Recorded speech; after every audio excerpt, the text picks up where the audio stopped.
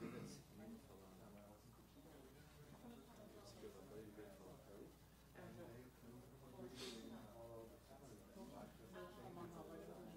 They start with, let's say, Polish family. Yes. In the second generation, they marry with the German. It's the case of my family. My father is Russian, but then my sister married son from an Italian family, and her son married daughter from a Japanese family. And then Armenian, Swedish, everything. Quando eu perguntei para o pessoal, eles nem me deram muita information. Well, there was a policy maybe immigration was in the last.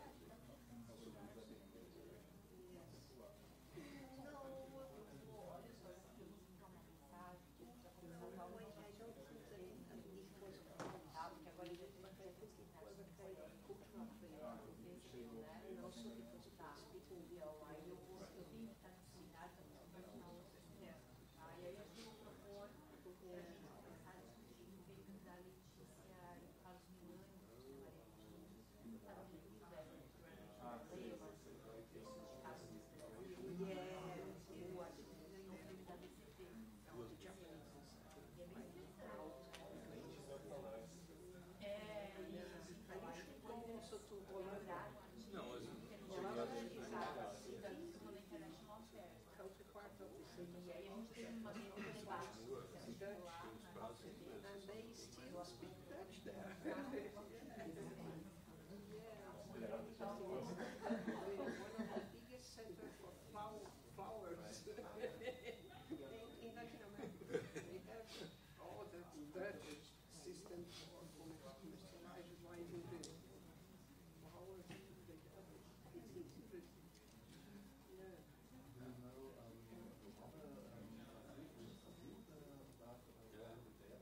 Yeah.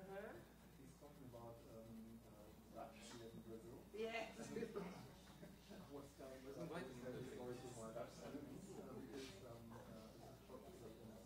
Yeah? which is talking about missionaries coming to Brazil and carrying So, but actually we never had this given that much start talking about it, it might be a good idea, and they're tasting all Europeans, and at the end it turns out that the Dutch are the most tasty, and one of them starts farming the Dutch. It's my Christmas story in development, so we're talking about what's going O Fábio está lá no Brasil. E o Pedro?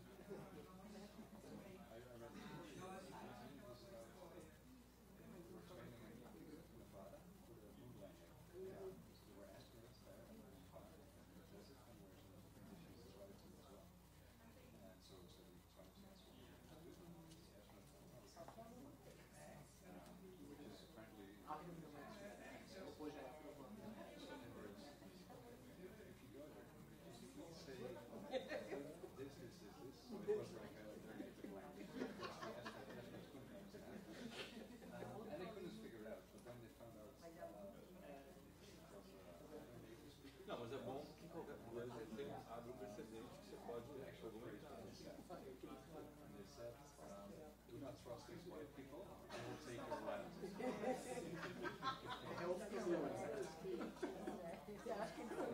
Não, mas é bom isso.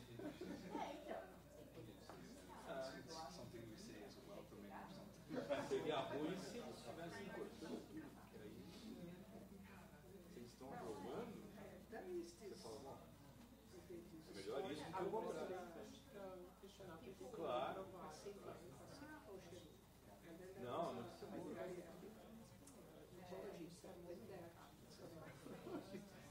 Mas a sua vai passar só em setembro. Provável. Vai passar um parecido que eu dei para o Marcos Rondon. Acho que ele vai ser aprovado.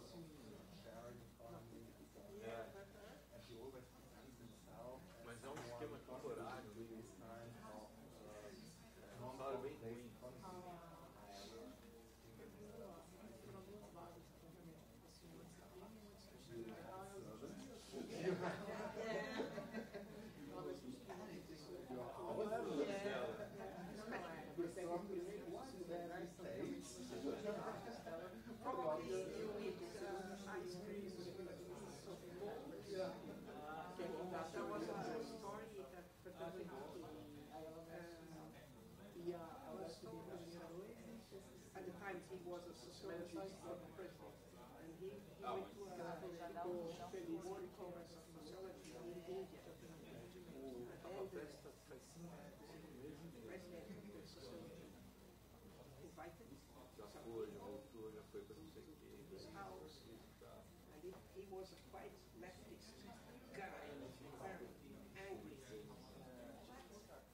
As a dessert, it was ice cream, gold, really piece of gold in his ice cream. Tens of servers in this high level.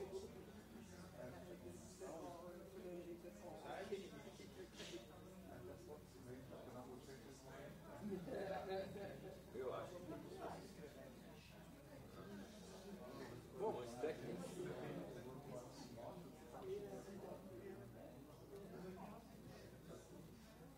Ele é um Paulo. He still thinks himself as a leftist.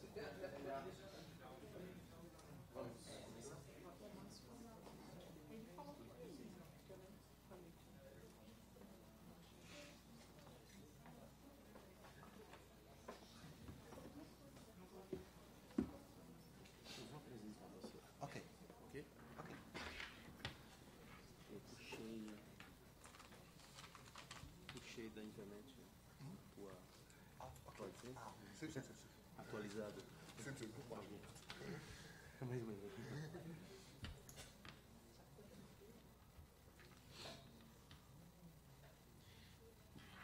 Funcionando, né?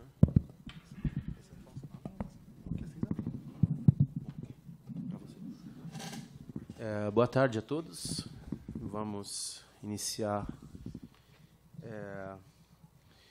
o ciclo de seminários do segundo semestre, né? Dando bem-vindo ao professor Thomas Eimer, da Faculdade de Radbound, na Holanda, né? O professor está aqui, inclusive, já faz um tempinho, né? Duas semanas. Vai ficar mais uma semana e meia, mais ou menos, né? Isso é bom para quem, de repente, quer fazer contatos, trocar umas ideias, né? Eventualmente discutir problemas de pesquisa, etc., etc., né? É um prazer ter o professor aqui. O professor Thomas tem várias linhas de pesquisa, né? Estava dando uma olhada no currículo dele, né? Mas, sobretudo, ele cultiva uma interface entre a economia política internacional, a filosofia, relações internacionais e política públicas, né, também, né?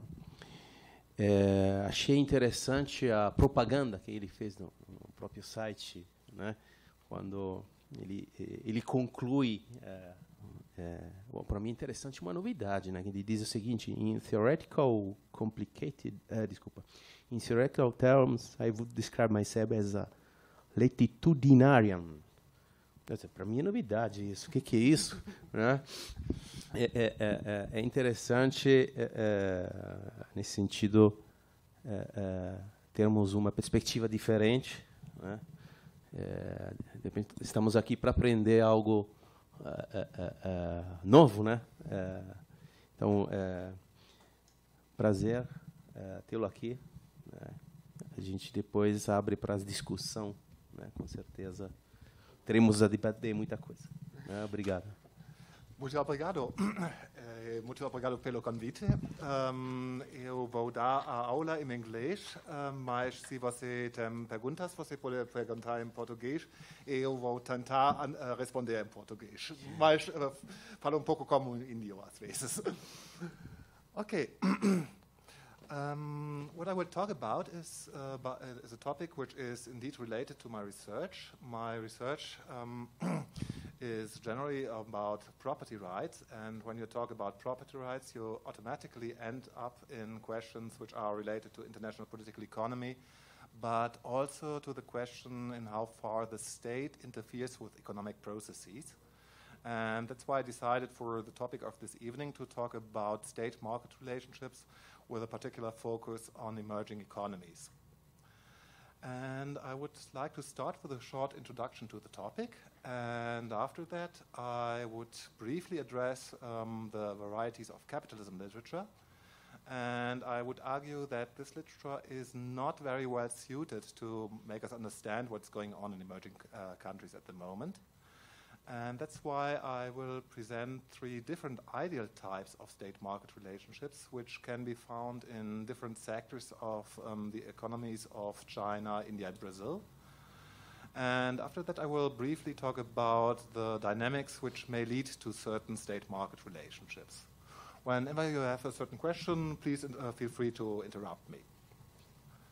Okay, starting with the introduction. I mean, I would say that a market without a state is not possible. If you go through the history of Europe, at least, you can see also in the medieval ages, a market, okay, was a possibility to exchange goods, maybe even some services. But even in the chaotic setting of European Middle Ages, you had many public actors which were interfering with the market. Judges, for example, or police forces, which were very important. And when it comes to times of crisis in the industrialized world, such as in the 1930s in the United States, you can see that the state becomes very powerful. Think of the period of the New Deal, for example, in which the state very strongly interfered with the US economy.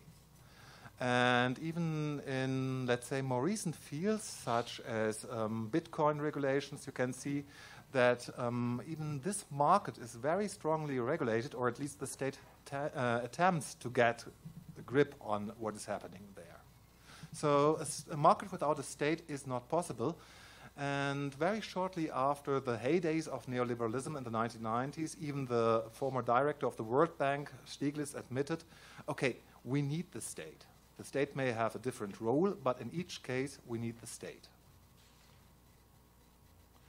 Still, in our times, I would say that the state is subjected to certain trajectories which are based on an international context. We will see what will happen under Trump, but at least at the moment, we have a situation in which trade, for example, is very strongly internationalized. We have corporations being active across the globe, one might say.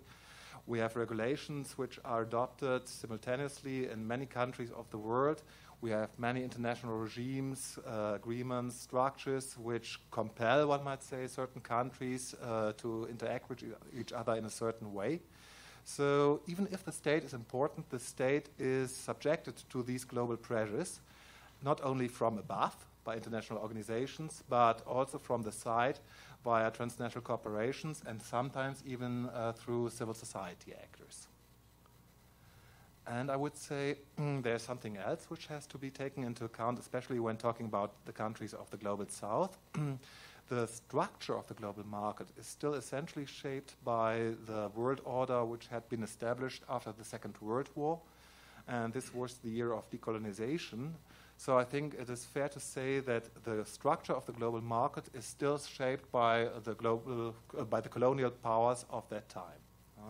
I mean, you know maybe better than I do about the attempts to reform the global economy in the 1970s with the new economic order. But eventually all these attempts failed, one might say. And after the fall of the Berlin Wall and after the collapse of communism, once again, the capitalist society as it was prescribed, namely by the United States, prevailed. So emerging countries are not entirely free in how to develop their own state-market relationships. Still, they have some wiggle room, as I will show. And this is exactly the question where I will talk about. The question is, under which conditions and how can we understand which kind of state-market relationships can be established or are actually established in countries of the global south? Given that my own research is on India and Brazil, I will focus on these countries and only slightly touch about countries like China. But I would argue that you can observe similar tendencies in these countries as well.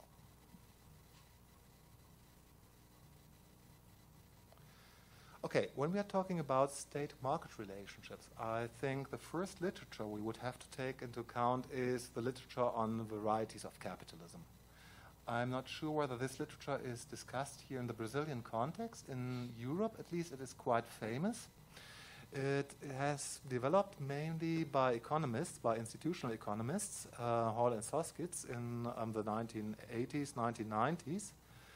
And Hall and Soskitz argue that you can have essentially two varieties of capitalism, namely the Anglo-American model on the one hand and the continental European model on the other hand. I don't want to go too much into the details, but the idea would be that in a liberal market economy, such as in Great Britain or in the United States, for example, state-market relationships are characterized by a hands-off policy from the side of the state. Economic activities are mainly financed by the market, so banks play a very important role, private investors play an important role. And given that these private investments into the market, especially in terms of innovation policies, play a very important role, you have quite a lot of transparency regulations which make it possible for these investors to get an overview on what is going on in the companies. At the same time, in a liberal market economy, workers' rights are comparably weak. We have a hire-and-fire policy with short-term contracts. You don't have that much of co-determination in these countries. And this once again gives companies a lot of flexibility, which is good for the investors, and which makes it possible for them to change their strategies quite rapidly. And Hall-Soskitz argue that in an economy which is shaped by this hands-off policy of the state, you have two types of production which are favored. On the one hand, you have very high-tech industries, like computer industries, IT technologies in general. And on the other hand, you have very cheap and inexpensive industries, but not that much in between. This would be the ideal type of a liberal market economy. But I say ideal type, empirically you can contest this idea. If you think of the role of the state for the internet in the United States, for example, essentially the internet was founded by the United States Department of Defense, not by private investors. So there's a kind of acceleration which is going on here. But still, it's an ideal type. And the other ideal type, which is often discussed, is the coordinated market economy. And here my native country, Germany, would be a prime example of that, but also the Netherlands would count as a coordinated market economy for most of its instances. And here the idea would be that you have far more interference of the state within the economy, but the economy is also differently structured. You have the ownership of companies, for example, is far more concentrated in the hands of some family clans. And you have very close relationships between very few banks and these domestic companies. And these banks are interested in long-term investments in these companies, which means that the companies have far more time to develop their own innovation policies, have far more time to develop their own production lines. But this also goes hand in hand with a decreased, compared to United States standards, transparency of the markets, because the bank directors, they are sitting in the boards of the companies. So why should they be interested in publishing everything? That only gives chances to outsiders.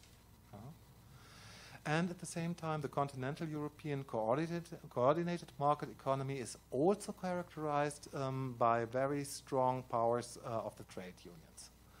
In the Netherlands, you have the Medezeggenschap, as you will know. In Germany, you have co-determination. It depends a little bit upon the sector. In the mining sector, for example, historically, you have co-determination of 50% of the workers in the industry, which is quite high. Actually, capital has only half of the votes in the companies. And according to Hall-Soskitz, they argue that such a state-market relationship with very strong rights for the workers, with a very strong role for the banks, and with a decreased role of transparency and private investors, what you get is a kind of mid-range technologies, like cars, for example.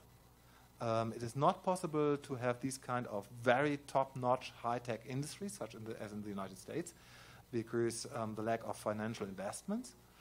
But you also don't have this kind of very low-tech production because the workers' rights are too strong for that.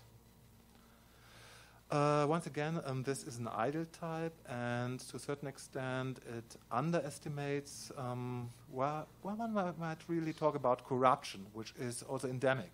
I don't know whether this is also discussed here in Brazil, but in Europe we have a quite big discussion at the moment about the attitude of our car manufacturers, and Volkswagen would be a prime example for that. And it has turned out that the relationships between the government, trade unions, and the company board are very strong and led to practices which come quite close to what is discussed as the lavagiotto here. No? So, I mean, these are, as I said, ideal types, and in this literature, they also have a discussion on what is going on in the countries in the south. And authors arguing in the tradition of the Varieties of Capitalism literature, they say, okay, what we see in Brazil, in India, in China, is a kind of state-permeated market economy. What do they mean by that? They say, okay, if we talk about big companies, these big companies in these countries are usually owned by some families or some clans. Think of Odebrecht here, in the for example, in Brazil, or other companies which are in the hands of the families. And given that you have this concentration of capital in a very small elite, this also means that this elite is not that interested in attracting foreign capital, because that would interfere with their own power ambitions. The state is very strongly interfering and very strongly interacting with these companies. And given that you have these very strong linkages between very small elites, even family clans in India sometimes, and the state, this also leads to a very high level of intransparency. At the same time, what is typical according to the literature of the Varieties of Capitalism is that workers' rights are comparably weak. Workers are rarely represented in the management of the companies. And these authors also argue that welfare expenditures are rather low. And they say this kind of structure leads to a situation in which you have very low expenditures for research and development, because for the companies there's not that much of an incentive to invest into research. At the same time, this literature argues that countries in the south are prone to imitate or to pirate, as they say, Western innovations, but in the end they end up in a situation in which mainly low-tech products are produced. But I think this literature is very flawed. If you think of many companies also in Brazil, like Eimer, or if you think of the pharmaceutical industry here in Brazil, which is very well advanced, or if you think of Tata, for example, in India, or if you think of Lenovo in China, you can see that emerging countries are well able to develop high-tech products which can compete with the standards of the United States industries. Or if you think of the Brazilian welfare state, I don't know whether I would subscribe to the view that welfare expenditures are necessarily cut by the state in state-permeated economies.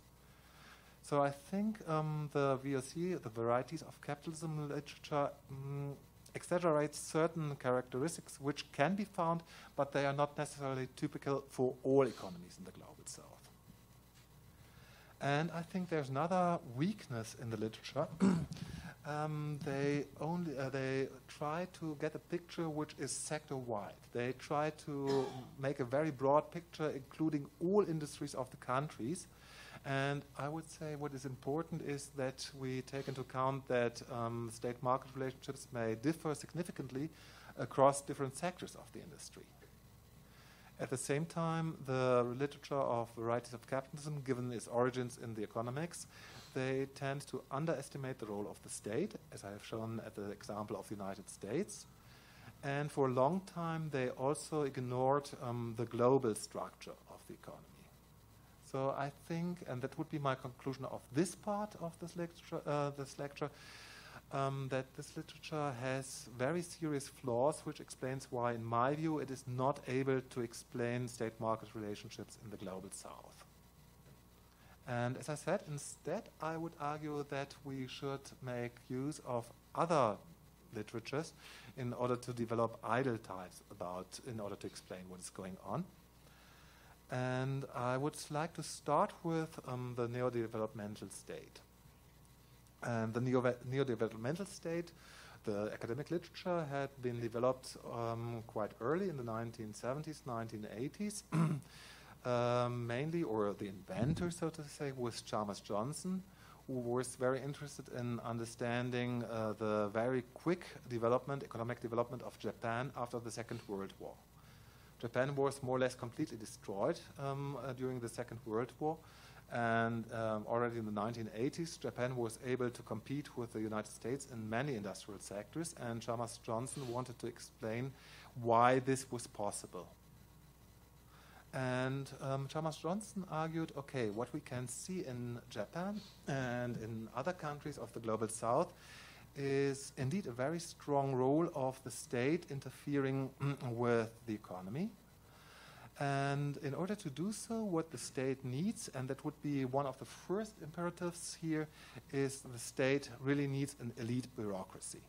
And this is something I would say you can find in many countries of the global south. Here in Brazil, I heard quite a lot about the concursos, many exams which have to be made in order to enter the public service. In India, the Indian National Service is a very proud entity, and it's once again very tough to get into it. But if you get into it, salaries are very high. I have Indian friends, and we were talking towards the end of my PhD phase, and we were talking about career chances, and they told me that they would never go into the private sector because the public service was far better paying, far better salaries, and had a far better reputation. And I'm not sure how it is in Brazil, but I can imagine that for many people it's also more attractive to work in the public service, for example in the Ministério Público, than for a private company. And according to the developmental state authors, this is quintessential, because only if the state has these kind of bureaucrats, which are proud, which are well paid, which have a lot of expertise, the state is able to steer the economy. But the classical neodevelopmental state also argues neodevelopmental states also need a society which is able and willing to accept sacrifices, at least for a certain time. If you look at Japan, okay, Japan had become a democracy, formally speaking, after the Second World War, but it was, I think, for more than 30 or 40 years that you only had one governing party. So the system, okay, formally was democratic, but the internal structure, you may ask to what extent it really had been democratic. And why is this important? I mean, the classical developmental state requires that the broader population is willing to accept very low wages for a very long time period, and in order to make it possible for the domestic economy to become competitive.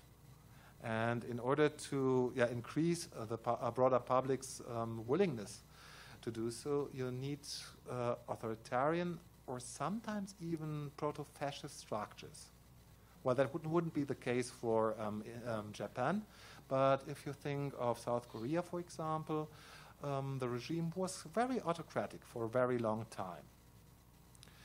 But both factors, these elite bureaucrats and the willingness of the broader population to make sacrifices, are preconditions for the classical developmental state to be established.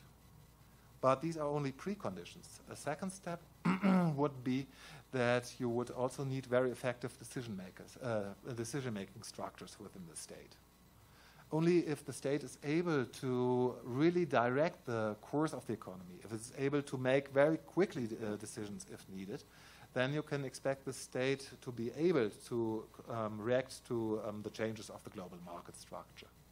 At the same time, the state must also be able, according to this literature, to be engaged in long-term planning. It is not the case, as in the United States model in the Varieties of Capitalism literature, that market actors react flexibly. No, the state must have the possibility to establish plans for 10 years, as is the case in India, for example. And at the same time, the freedom of economic actors remains comparably limited in the classical neo-developmental state.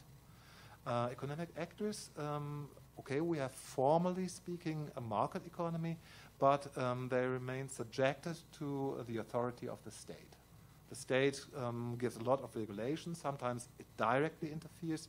In the case of Japan, it was the Ministry of Industrial Affairs which was very active in this field. I know from Brazil that interministerial cooperation plays quite a big role when it comes to innovation policies. And economic actors have to take this into account. They cannot do anything against the will of the state. So the state in this setting determines the course of economic development.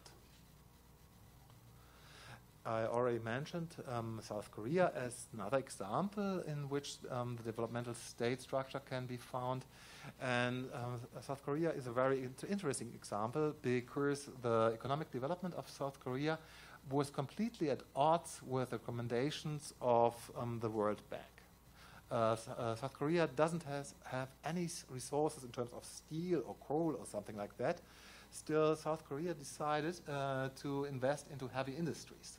And the World Bank, they said, okay, what you're doing is completely nonsense in a country like US. Why should you do so? You don't have anything. Concentrate on cheap labor issues. But South Korean government did otherwise. And they construct these chaebols, large industry agglomerates. And during the course of the time, these agglomerates or chaebols, they developed into the corporations as we know them today, like Samsung, for example. So the long-term strategy of the South Korean government proved to be very effective. But indeed, you can see in the South Korean example that for a long time, and even today, these chaebols were heavily dependent upon state interference. One might even say they were owned by the state. And you can indeed see at the example of South Korea that the state was willing and able indeed to interfere also with industrial relations in a very brutal way. In the 1970s, the Korean government brutally suppressed the strikes of the workers, for example, in order to keep the domestic market competitive. But in recent years, and especially in the 1990s, beginning of the 2000s, you also had experiments with a new form of the neodevelopmental state. And this was often discussed, or still is discussed, as the democratic developmental state. And here it is a little bit different, because here it is taken as a goal, at least, that the state should not only further the domestic economy, but should also make use of economic progress in order to further the public welfare. And at the same time, the state is not only working together with private actors from the side of the industry, but the state is also willing to engage into closer cooperations with civil society actors, trade unions, for example, but also NGOs. Still, the idea that the state would play a steering role remains, and the state works together with economic actors, but also with civil society actors. And many authors argue that civil society actors are very important in that constellation, because civil society actors can take the role as a kind of a watchdog in order to make it possible that the relationships between the state and economic actors are controlled in order to avoid corruptive practices. And I would say what we can see in Brazil, or what we could see at least in Brazil in the 2000s under the Lula government, to a certain extent also under the Rousseff government, is indeed in many sectors, such as in the pharmaceutical sector, that you had this kind of democratic developmental state. This is based on my own research. I was working about compulsory licensing, for example, in Brazil, and in the field of patent policies. And under the government Lula and also under the government Rousseff, the pharmaceutical industry, especially the international pharmaceutical industry, was very strongly controlled in Brazil, and from the perspective of the United States or European industries, even threatened, because the Brazilian government did not accept the intellectual property protection of the United States companies. They threatened United States companies to issue compulsory licenses, thus to imitate the products without paying any larger fees for these companies. But the Brazilian government was only able to do so, to issue these threats, because the Brazilian government could also rely upon the support of civil society actors. Once again, we have a very nice irony of history. In the 1990s, the civil society in Brazil was very strongly supported by the United States development agencies, USAID, for example, but also by the World Bank.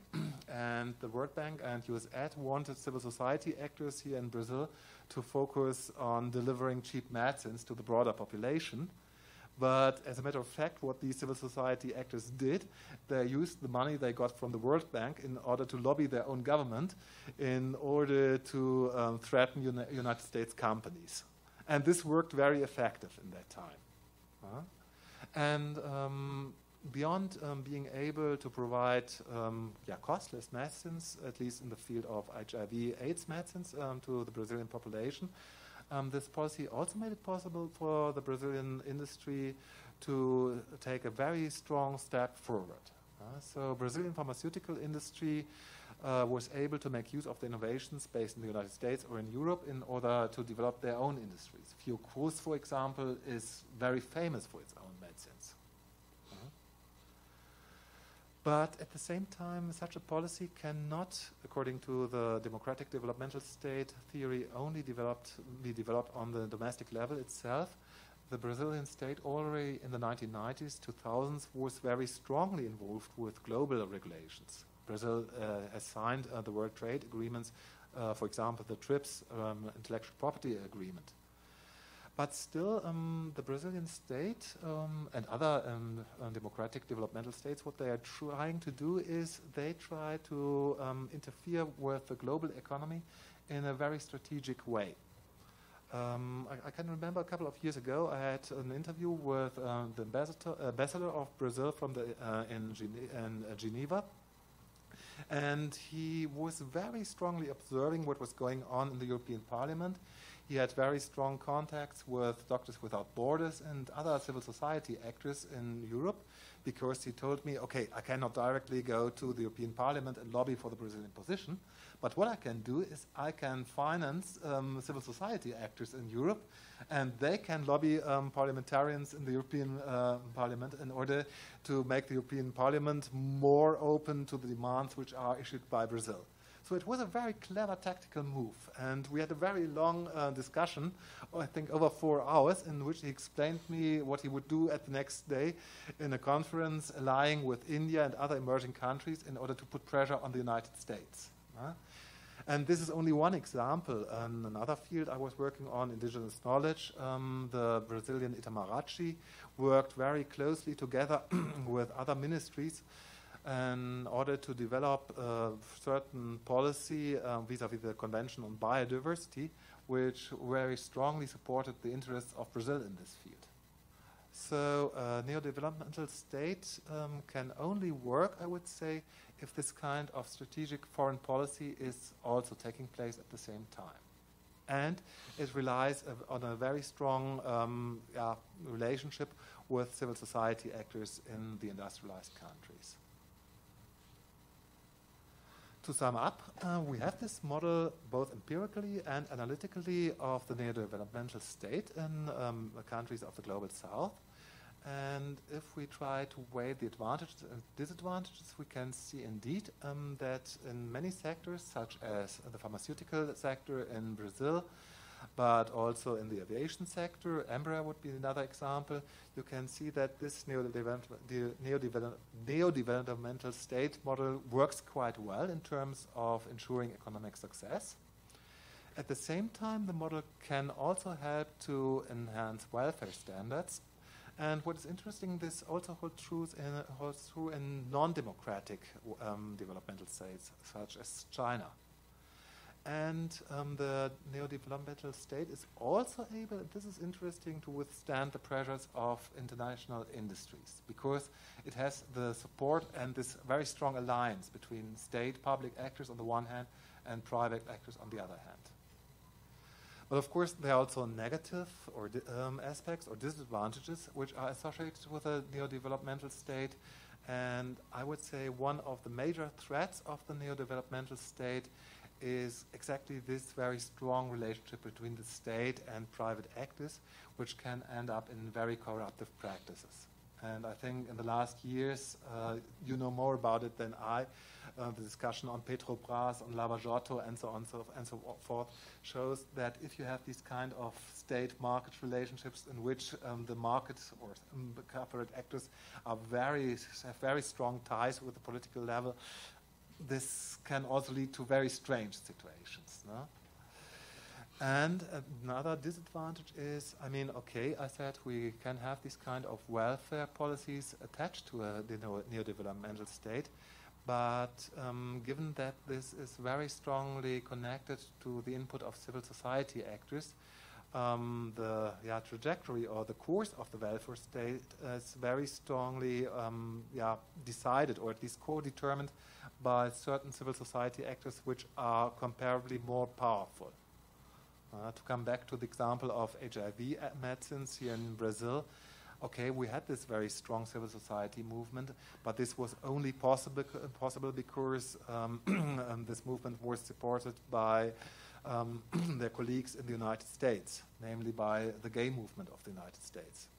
And other fields in which medicines would also be necessary in Brazil, but which did not have this kind of lobby from outside, which did not have this kind of financial support from outside, the welfare policies are far less strongly expressed. So the risk, or one risk of the democratic developmental state is that you have very punctuated welfare states, which are evolving depending upon the strength of certain sectors of the civil society. That's what I would like to talk about with regard to the neodevelopmental states. Are there any questions so far, comments? If not, then I would go on with the second ideal type, and this would be the regulatory state. And to a certain extent, one might say the regulatory state is exactly the opposite of the neodevelopmental state. Authors writing in this tradition, the most famous ones would be David Levy-Forth from Israel and Jacinta Jordana from Spain. And these and other authors argue that, okay, the heydays of neoliberalism, as in the 1990s, may be over, but still neoliberalism, as it had been prescribed by the Washington Consensus, still plays a very important role. And they argue basically that there are three different instruments by which the Washington Consensus recommendations are still enforced in the Global South. The first one would be coercion, and here it comes to the question of the World Trade Regime, for example. As you know, the World Trade Regime has a very strong judiciary branch, and countries in the Global South cannot that easily circumvent the jurisprudence of the World Trade Organization. I mean, it's not a case for a country like the United States, but I would say even like a country like Brazil can be put under pressure by the WTO. And the same holds true for India or China, and for smaller emerging countries like Argentina. They simply do not have any chance to withstand the pressure. Okay, in other sectors, Argentina had been has shown that it can withstand the pressure of the World Bank for a very long time. But at the moment, what we see that even Argentina is going back and actually following this prescription it has rejected for a long time under the Kirchner government. So international regimes, international organizations, and here I would say authors in this tradition are right, can put significant pressure upon the countries of the Global South. But it is not only pressure or coercion which is taking place, it is also a question of competition. I mean, if one country is following the prescriptions of the Washington Consensus, it puts also pressure on other emerging countries to do the same, because if one country decides to, I will talk about this in more detail at a second, if a country decides to make it more attractive for foreign investors to come into the country, other countries have to follow this policy, because otherwise their policies will become less interesting for foreign investors. We have, for example, the world indices in which the easiness of doing business is measured by very nice indicators. And countries or governments in many countries are well aware that these indices or benchmarks are read by investors. And even if there is no direct pressure from any international organization, the Doing Business report plays a certain role when public policies are devised. And countries or governments have at least to take this into account. And finally, we have the question of persuasion. I mean, the Washington Consensus Model, as these authors argue, was not only about direct threats. It was not only about competitive pressures. It was also a different vision of how economies should be developed. I mean, we have to take the historic context into account. For a long time, and we had the constellation of the Cold War, in which we had the competition between the communist states on the one hand and the free market capitalist state on the other hand. And as we all know, the communist states eventually failed with their economic model. And at the beginning of the 1990s, it seemed, as Fukuyama counted the end of history, that neoliberalism would be the only possible and feasible model throughout the world. And I think it is fair to say that many political decision makers and also many academics believed in that. Because you could really see, I mean, I'm from West Germany, but I've been living in Berlin for a long time, and I have many friends from the old communist era. And if you have seen what went wrong in the communist world, you can easily believe, okay, we need liberalism. Everything else is better than this kind of state-led development. And many authors and practitioners in the 1990s, they really believed, okay, what we need is a kind of policy which is based on a hands-off position of the state vis-à-vis economic actors. And this translated in certain policies which are typical, I would say, for the regulatory state, regardless of whether it is in the north or in the south.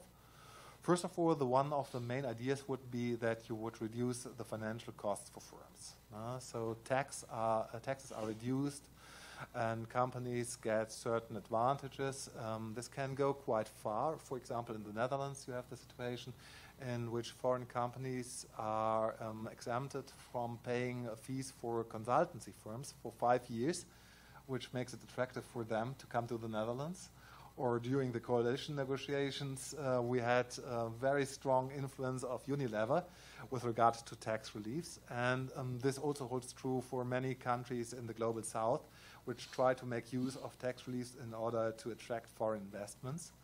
In India, actually, it's quite funny, because those states which are led by communist governments, they are those who are offering the most attractive conditions for foreign companies. Because the Communist Party is the most willing party in India to give these conditions to foreign companies.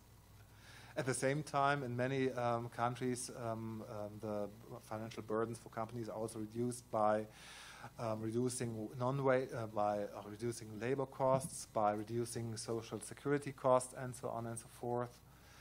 And what is also typical for the regulatory state is that regulatory states try to also privatize many public infrastructures, or many infrastructures which had traditionally been perceived as to be public.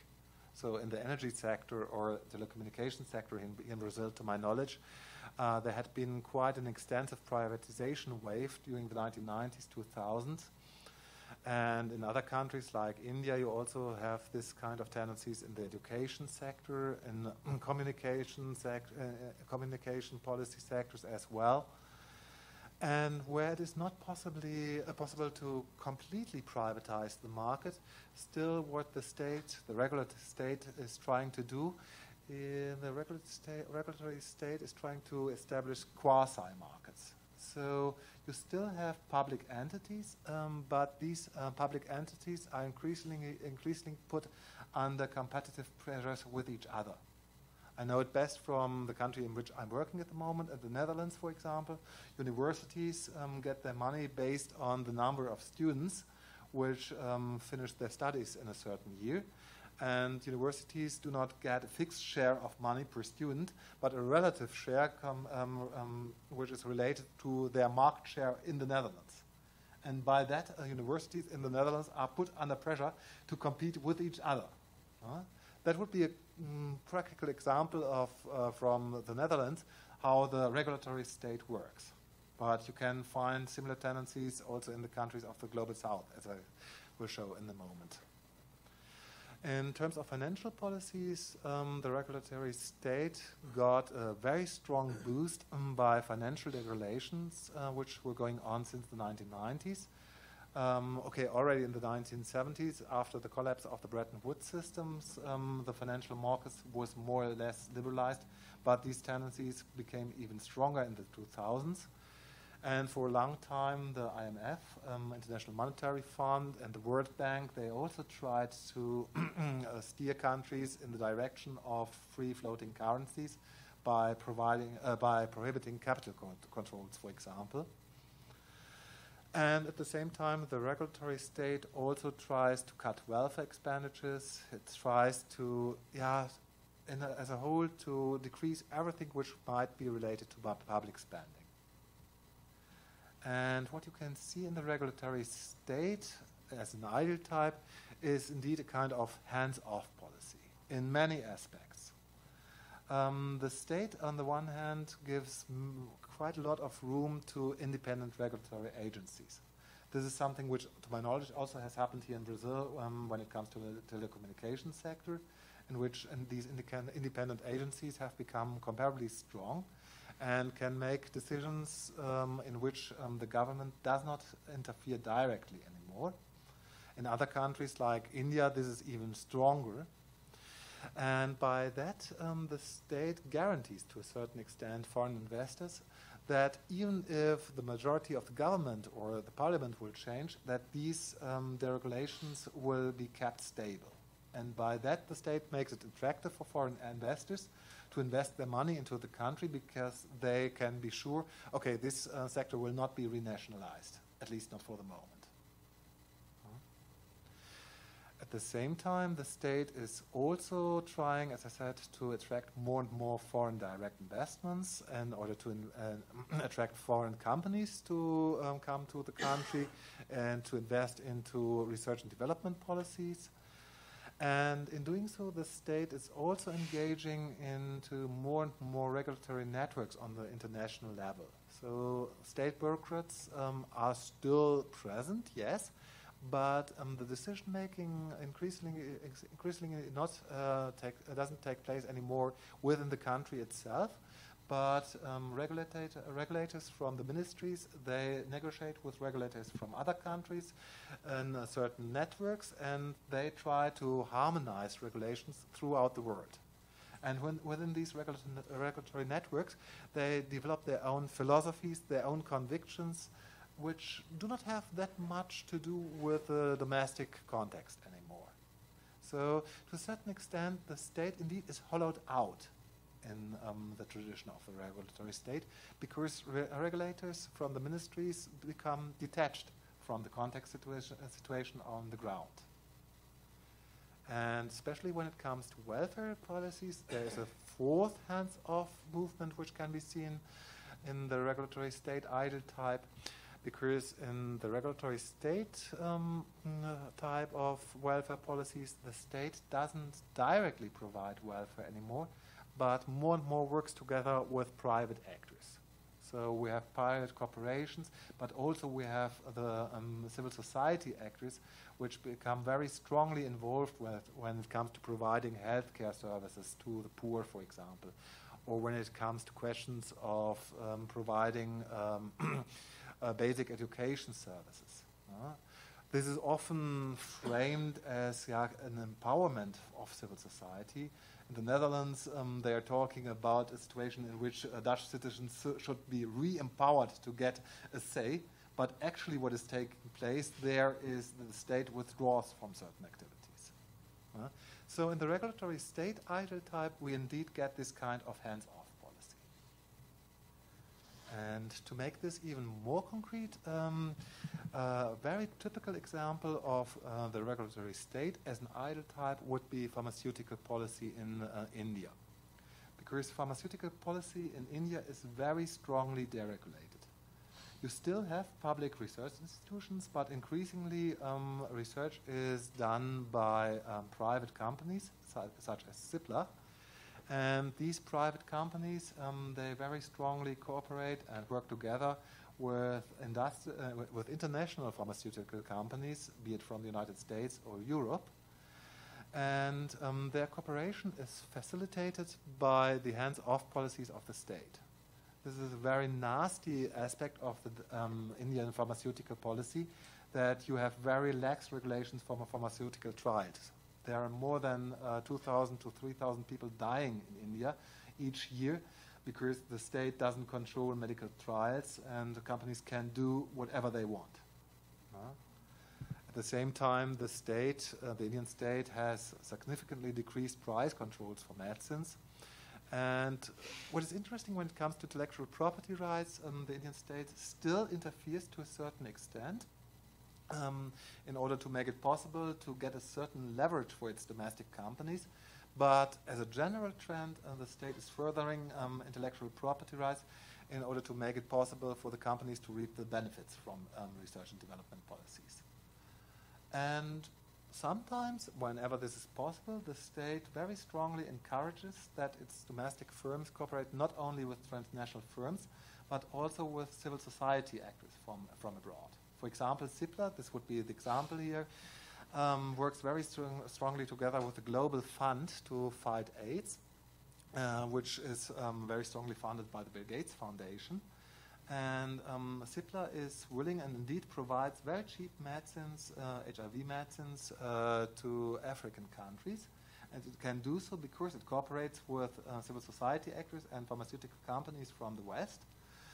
But at the same time, and this is the downside of the regulatory state, Cipla makes use of the innovations made in this context to demand very high prices for the domestic Indian population. So they pay 3 or 4 times for the same medicines the African population has to pay. So to summarize what we can say with the regulatory state, I would say, indeed, the regulatory state, given that it has this very strong hands-off policy, makes it very attractive for foreign investors to come to the countries. And given that you have this kind of very strong foreign investment, it is indeed possible for certain industry sectors to leapfrog and to come up with new innovations. And with that, depending upon the industry sectors, you also have a rise of the middle class, those working for these transnational companies.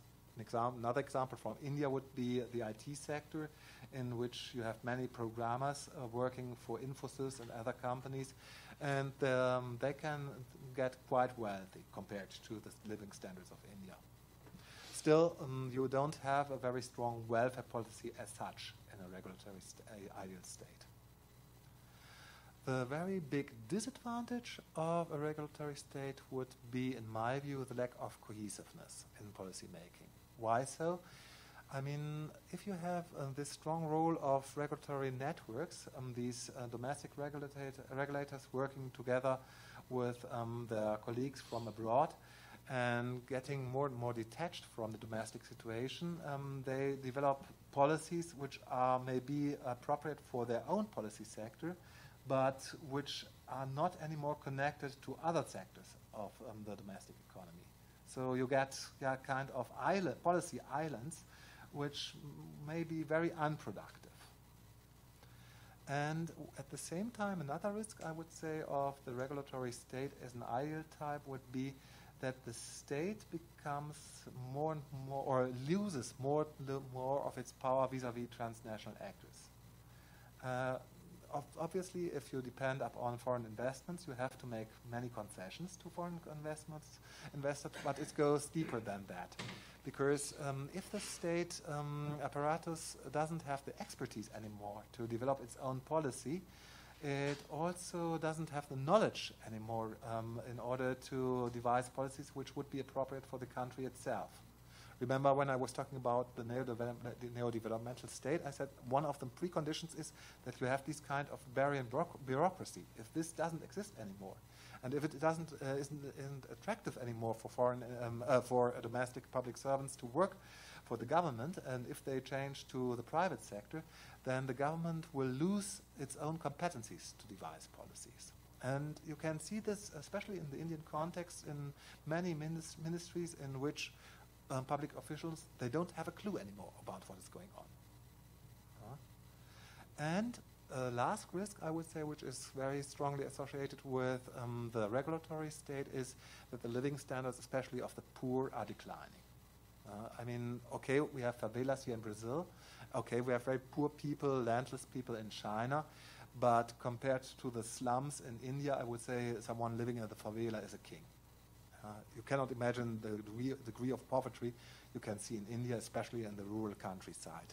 It's something which is really, really different from here, because the state has this kind of hands-off policy. That would be the ideal type of the regulatory state. And finally, I would talk about the last ideal type, namely the competition state. And the term and the concept has mainly been developed by Phil Czerny. And Phil Czerny tries, to a certain extent, to find a hybrid between the developmental state and the regulatory state literature. And at the same time, Czerny can be subsumed under the more critical literature of international political economy. And according to Czerny, the competition state is indeed a kind of hybrid between the developmental state and the regulatory state. Because on the one hand, the competition state is also very keen on attracting foreign investments. And therefore, it is less prone to directly interfere in the market. But still, and this is important, he tries to coordinate the FDI from foreign actors. So the state doesn't completely withdraw, as in the regulatory state, but it gives room for private investors. And the state is very strategic when it comes to the question of opening its market for the global structure. So in some sectors, it may become very, very liberal and provide very many incentives for foreign investors to come to the country. But in other sectors and subsectors, it can remain very, very closed. So it's kind of Janus-faced ambivalent policy. And this is only possible because the state remains very strong to the extent that it not only can influence or interfere what is going on in the economy, but the state still also is very strong with regard to its domestic population. So the state, when necessary, is willing to give up the interests of parts of the population if the state apparatus thinks that this is necessary for economic improvement. And the state can do so because, in tendency at least, the democratic checks and balances, which are typical for democracy, are eroding.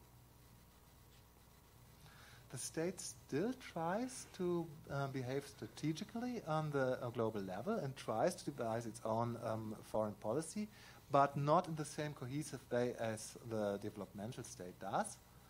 And the state also tries to establish very close contacts with international regulators and transnational economic actors. But once again, it doesn't have the kind of cohesiveness which would be typical for the developmental state.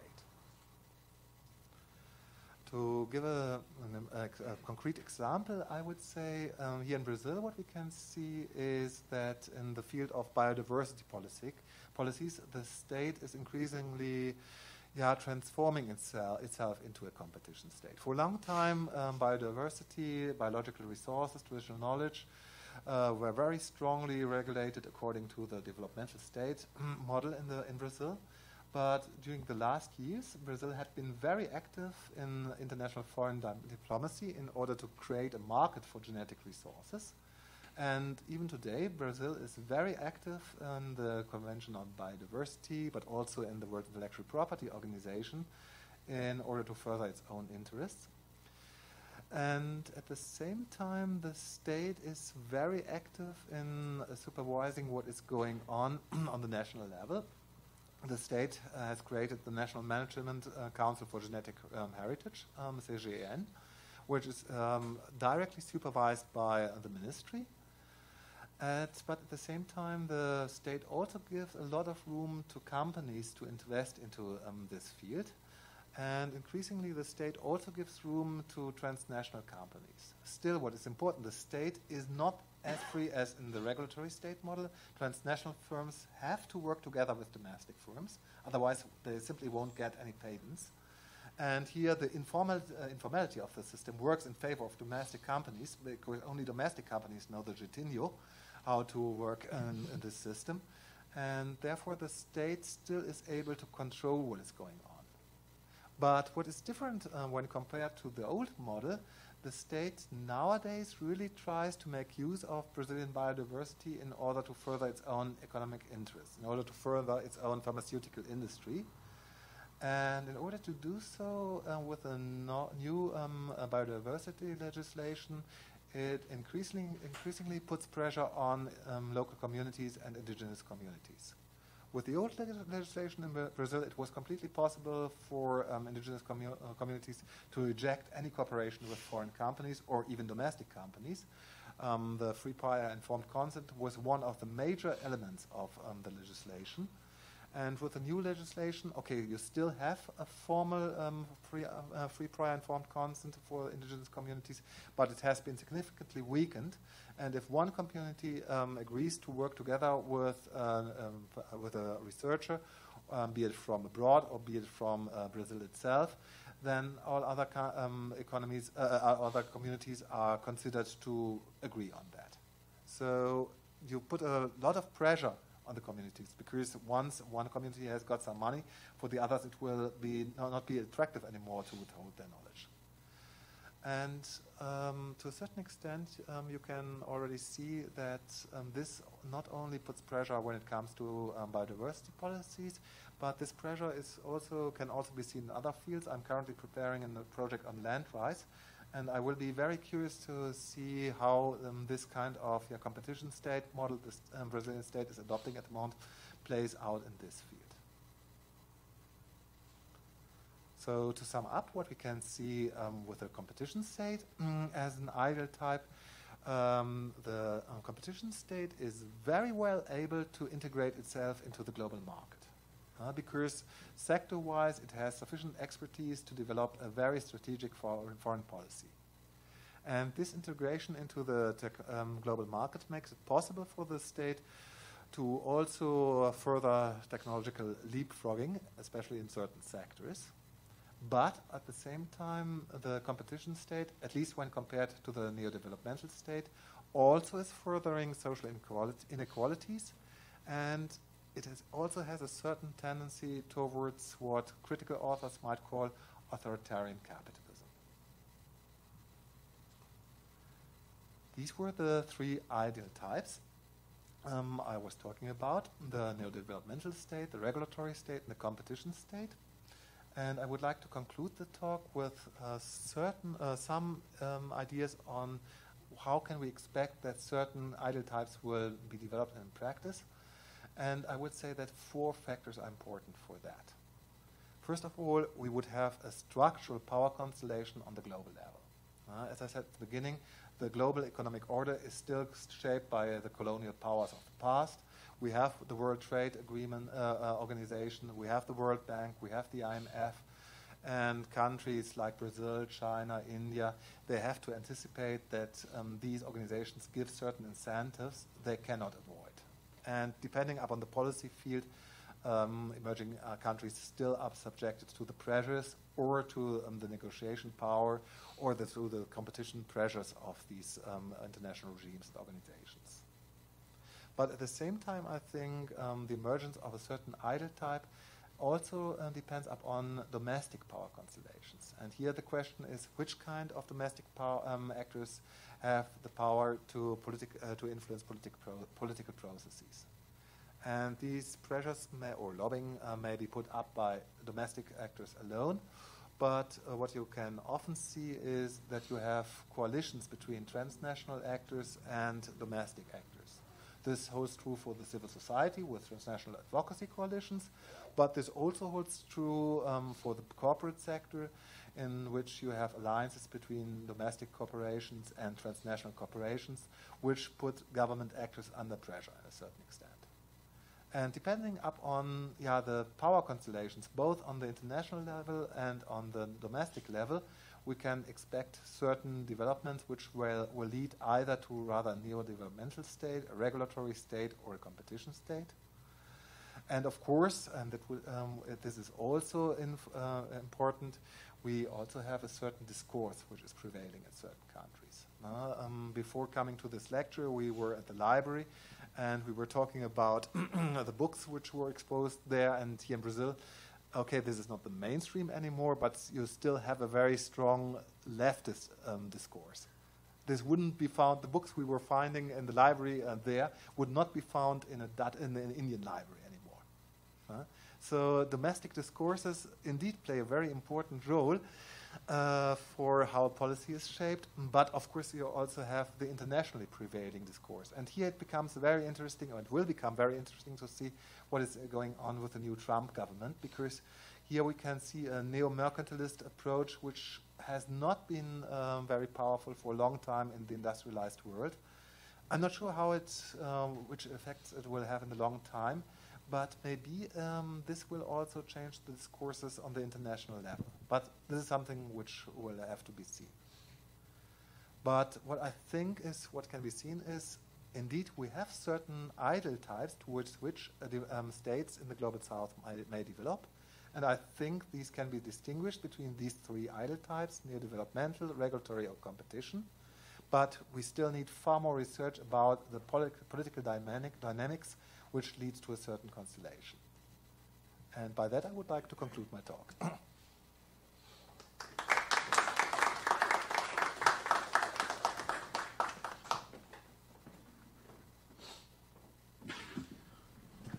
Bom, vamos abrir para o debate. Algumas perguntas?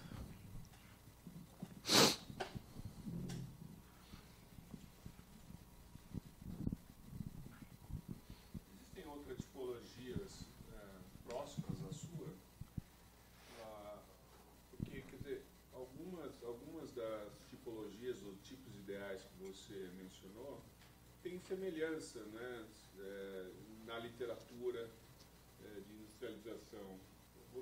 Você reconhece alguma dessas tipologias próximas à sua? Eu diria que essas tipologias são envolvidas nas literaturas diversas, né?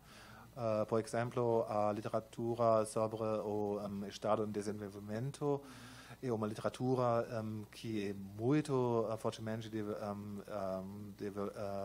developed aqui no Brasil para os autores do Brasil, né? A literatura sobre o regulatory state tem muitos autores no sector do public policy que trabalham. Então, não são literaturas que são isoladas, mas que são interreladas com muitas outras literaturas ao mesmo tempo. Mas acho que, pelo momento, essas literaturas ainda não são utilizadas para criar idealtípicos. Esse é novo, diria. Pode vir, Elizabeth. Você pode vir aqui.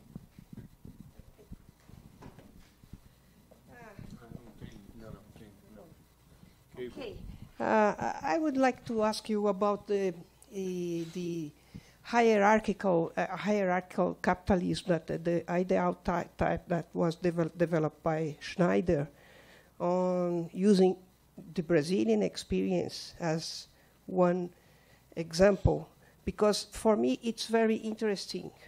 One thing that your typologies don't address is the kind of dualization that you have inside these developing or emerging countries, which is quite strong, and all the welfare states, welfare policies couldn't address, even in the case of Brazil.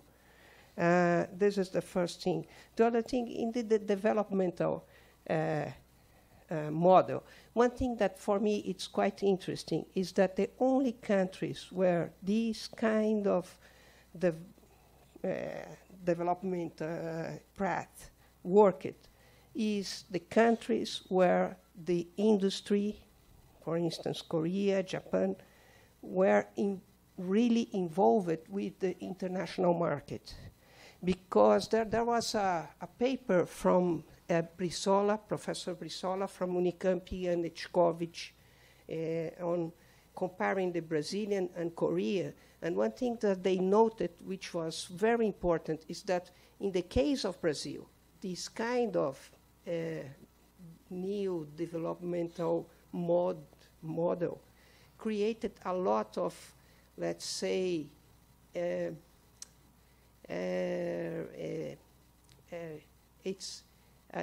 industry, the Brazilian industry, was quite accommodated inside a market, a domestic market, that was more or less too excessively regulated. So they didn't have competition, so they didn't develop a lot of technology. The innovation was quite low, is still quite low. But in the case of Korea, because the Korean industry were working in the world market, they were not able to use this kind of strategy, which is quite common in Brazil, which is, let's say, the imitation strategy, which is based on low wages for the workers, because this is a competitive advantage for this kind of industry. So I would like for you to address these issues. Okay.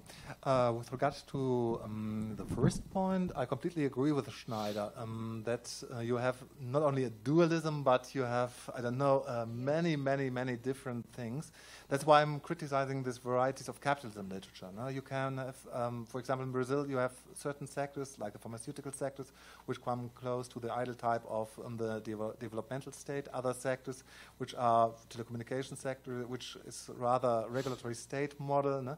So it really depends upon the power constellation within certain industry sectors, and including civil society actors, which model provides in which sector. And it can also change over time. No? For example, here in the biodiversity sector, for a long time it was a neurodevelopmental sector state model here in Brazil, and with the new legislation and the new government, it became a competition state model. No? So there are many varieties. I would completely agree.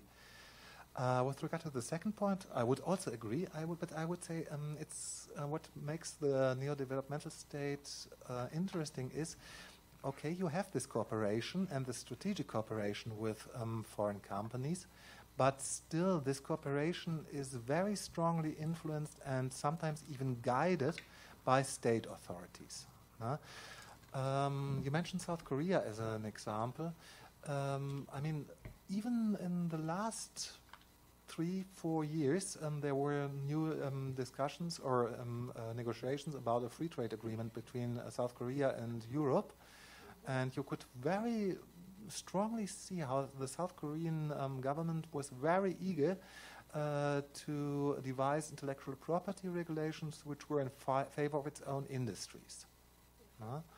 Or think, I mean, it's always a balance. I completely agree with what you say. If you close up the domestic market, then you give a very strong incentive for rent seeking.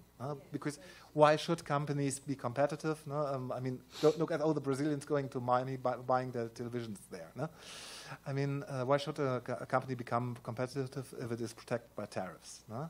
But on the other hand, if you do not protect your domestic industry, then you run the risk of being overrun by economics of scale from the transnational corporations, which eventually make use of your country, your companies, as a working whole for their own corporations. I mean, that's what many European and American companies tried for a long time with China. They only were willing to give very low steps of the innovation process to the country. And here you can indeed see how it was only in the very moment in which the Chinese government interfered and said, no, you have to do certain innovative steps on the domestic countries if you want to work here. In this moment, these corporations were willing to share their knowledge with domestic companies as well. And in order to create this kind of balance, this is the idea of the neodevelopmental state, you need a very strong and strategically acting state, which the keyword is embedded autonomy, which on the one hand has sufficient capacities to act autonomously, to devise its own policy, but is at the same time responsive towards both domestic actors and international actors. Only if the state is able to find this balance, this model can work. But I agree, it's challenging, and it always has the risk of rent-seeking. Domestic actors getting too close to the state. Mais alguma pergunta? Joca? Bom, vou falar em português mesmo. Você falou para fazer pergunta em português, né? Não, é mais uma provocação no bom sentido, porque você falou bastante do capitalismo, do Estado regulatório, do capitalismo regulatório, e assim, a questão, talvez a questão mais relevante, digamos, que a gente esteja se defrontando atualmente é a mudança tecnológica, né? A capacidade de inovação tecnológica que acho que nunca foi tão rápido, né? A mudança é muito complexo, a gente não sabe direito o impacto disso, mas do ponto de vista da teoria da regulação, que já é uma teoria controversa na origem, né? Pensando no Stigler, o Stigler, né? E o Baldwin, por exemplo, que tem um longo debate desde os anos 70 sobre a capacidade do Estado de realmente prover regulação, gerar bens públicos, digamos, incentivar o compliance do setor privado, a regulação pública. O problema é que a gente está vendo que é uma dificuldade do Estado em regular exatamente esses segmentos, esses setores onde a inovação é mais rápida, né? Então, por exemplo, não tem regulação hoje para você imprimir uma arma de fogo, de plástico, entrar num avião e dar um tiro em alguém dentro de uma aeronave, por exemplo. Uhum. Né? E é possível hoje imprimir armas de plástico numa impressora 3D. Bom, temos N casos. No caso das redes sociais, dos fake news, tivemos agora recentemente grandes grupos de mídia provendo regulação privada para dizer o que é fake news, o que é notícia verdadeira, inclusive com selo e com certificado. E a gente podia aqui te dar assim dezenas de exemplos onde você tem essa dificuldade do Estado regulatório em, de fato, regular determinadas atividades. E, com isso, você tem a emergência do setor privado e de atores não estatais criando regulação, né? Então, o Facebook é um bom exemplo de uma grande empresa provendo sua própria regulação, né? Então, a pergunta é como é que você vê isso, pensando no regulatory state ou no regulatory capitalism? Como é que você vê o impacto dessa mudança? Eu diria que é ambivalente. De um lado, concordo. Você tem esses sectores da tecnologia nova onde é muito difícil para o Estado regular, porque não tem os conhecimentos sobre isso, não tem as capacidades por isso. Eu tenho outro projeto sobre a venda das drogas no Darknet, e você pode ver que é muito efetivo contra o Estado o que acontece lá, né? Então, esses seriam exemplos onde o Estado, segundo a teoria do regulatory state, não pode e não deveria intervenir. Mas, do outro lado, você pode ver, mesmo nesses sectores, que as empresas, às vezes, são submetidas à pressão do Estado. Você mencionou o exemplo do Facebook. Se você vê o que o Facebook fez na China, num sistema autocrático, por exemplo, eles aceitam as regras do governo. Tem uma nova search machine da Google na China, todos os casos da democracia são completamente evitados. Então, não é o caso que o Estado não tem nenhum poder. É muito mais difícil, mas é uma balança. Por isso, nesses sectores, depende. Desculpe, mas não tenho uma resposta mais clara, mas acho que a realidade está mudando no momento. Mas é verdade, mas se eu acho o meu projeto sobre a venda das drogas no Darknet, como já disse, funciona muito bem contra o Estado, é muito efetivo. E os websites do Darknet são muito melhores que as websites da minha universidade.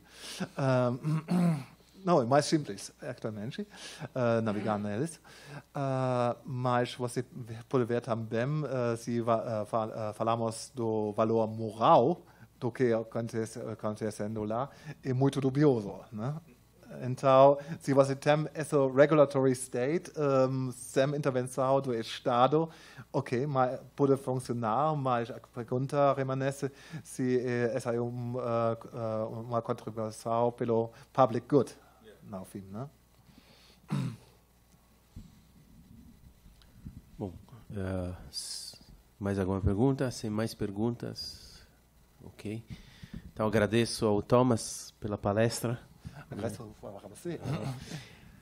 A gente se vê já na quinta, a palestra do David Samuels. Ok, obrigado.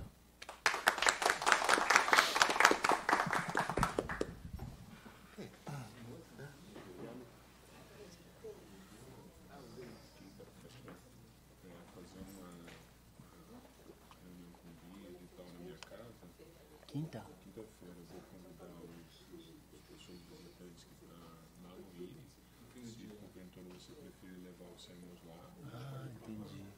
Se você quiser, eu te passo. Não, vou falar pro David, né? David, porque aí ele fica ambientado com os outros. São professores do... visitantes que o Thomas e tem outro. Tem mais três que chegam. Tem um turco, tem uma americana. Então eu resolvi legal, agregar legal. E chamar uns colegas.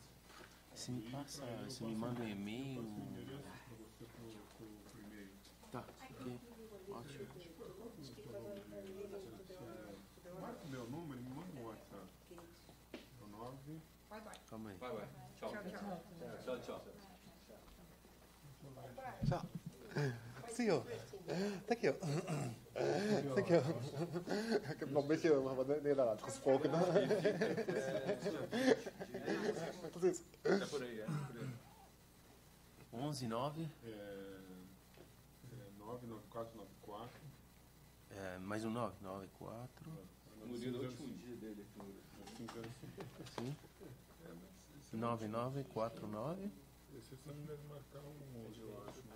Ah, é? Tem que marcar o 021, 9. Mais americano. 9494. 9505. Aí depois coloca um 11 na frente. Sim.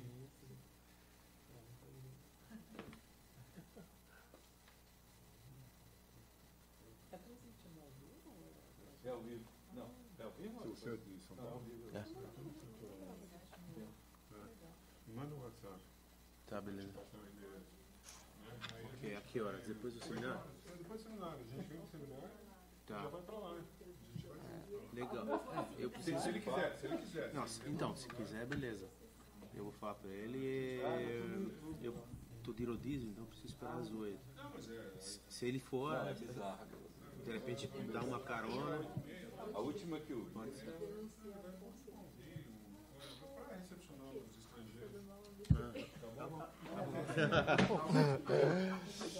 O pendrive você pegou já. Sim.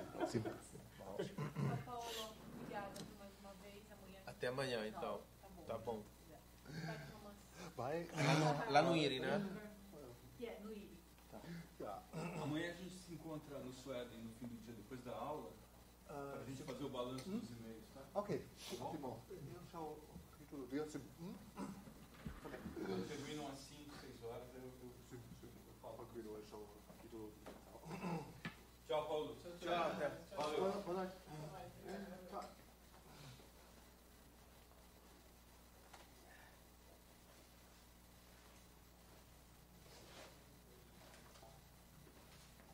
Espero que o que você tenha expectado.